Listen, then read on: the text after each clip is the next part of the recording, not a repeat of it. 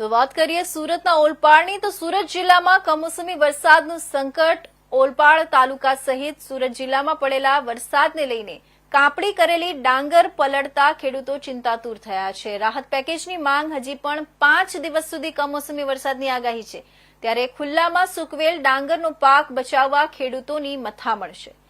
સુરત જિલ્લામાં કમોસમી વરસાદ પડતા ખેડૂતોમાં ચિંતાનું મોજું ફરી વળ્યું છે। ઓલપાડ, માંગરોળ, માંડવી, ઉમરપાડા અને કામરેજ, પલસાણા સહિતના તાલુકાઓમાં વરસેલા વરસાદને કારણે જગતનો તાત મુશ્કેલીમાં મુકાયો છે। હવામાન વિભાગે રાજ્ય સહિત દક્ષિણ ગુજરાતમાં હજી 5 દિવસ સુધી ભારે વરસાદની આગાહી કરી છે, જેને પગલે ખેડૂતોની ચિંતા વધી છે। ઓલપાડ તાલુકામાં હાલ ચોમાસુ ડાંગરની કાપણી પૂરજોશમાં ચાલી રહી છે। ખેડૂતોએ કાપણી કરેલ ડાંગર સૂકવવા માટે ખુલ્લા જગ્યામાં રાખવામાં આવ્યું હતું, પરંતુ અચાનક વરસેલા વરસાદથી આ ડાંગરનો પાક પલળી ગયો છે। ખેડૂતો રસ્તા પર સૂકવવા મૂકેલા પોતાના પાકને બચાવવા માટે ભારે મથામણ કરી રહ્યા છે। આ સમયે શેરડી રોપણી અને ડાંગરની કાપણીનો હોવાથી ખેતીના કામો અટકી પડ્યા છે। વરસાદથી ડાંગરનો પાક પલળી જતા ખેડૂતોએ શોષણ થવાની ભીતિ વ્યક્ત કરી છે। બોલાવ ગામના ખેડૂત વીરભદ્રસિંહ ખેર અને અન્ય ખેડૂતોએ જણાવ્યું હતું કે હવે ડાંગર પલળી ગયું હોવાથી મંડળીઓ અને ખાનગી વેપારીઓ શોષણ શરૂ કરશે। તેઓ ધારા ધોરણ બતાવીને સસ્તા ભાવે ડાંગરની ખરીદી કરશે। ખેડૂતોએ રાજ્ય સરકાર સમક્ષ તાત્કાલિક રાહત પેકેજ જાહેર કરવાની માંગ કરી છે। ખેડૂત દિલીપસિંહ ભરથાડિયા અને નરેન્દ્રસિંહ સોલંકીએ સરકારને અપીલ કરતા કહ્યું કે ડાંગર પકવવા ખેડૂતો માટે સરકારે રાહત પેકેજ જાહેર કરવું જોઈએ। અમે આશા રાખીએ છીએ કે ઓછામાં ઓછો ખેતી ખર્ચ વળતર રૂપે મળી જાય।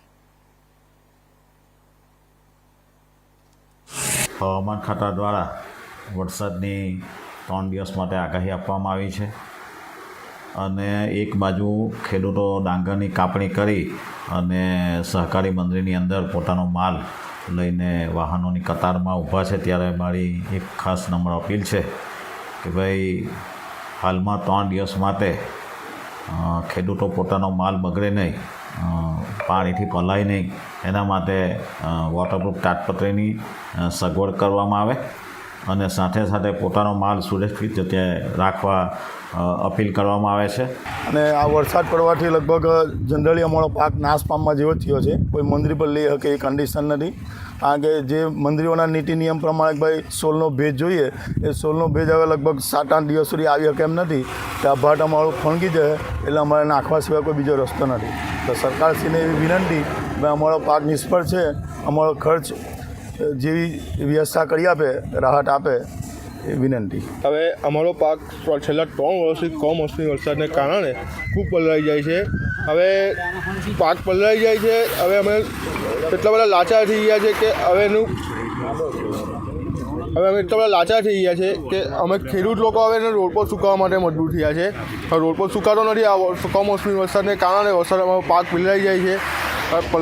એનું કારણ એ છે કે હવે વેપારી લોકો એટલું બધું ગેમ કરી જાય છે અંદર બધા વેપારીઓ મળીને કે હવે ખેડૂતો હવે એનો પાક કાઢવા માટે એ લોકો સસ્તા ભાવે બી આપી દેશે। હવે એ લોકો એટલો બધો નીચા ભાવેથી માગે છે કે અમારો પૂરતો ભાવ બી અમારો ટોટલ જે ખર્ચો કર્યો છે એ બી નીકળી શકે એવું નથી એમ। હવે ખેડૂત એટલો બધો લાચાર થઈ કે કરે તો કરે। હું દિલીપસિંહ નરપતસિંહ ભરથાણિયા, રહેવાસી બોલાવ। કમોસમી વરસાદને લીધે હું વાત કરું તો એ હિસાબે પહેલાં અમે શેરડીનું રૂપાંતર કરતા હતા, તે શેરડીમાં બી કમોસમી વરસાદને લીધે પ્રોબ્લેમ આવતો હતો।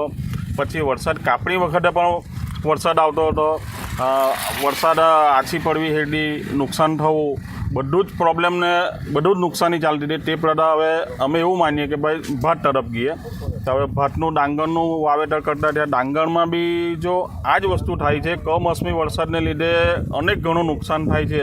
જેવું કે ઊભું ભાત હોય તે પણ પડી જાય છે, તે પણ નુકસાન, ને કાપ્યા પછી પણ નુકસાન।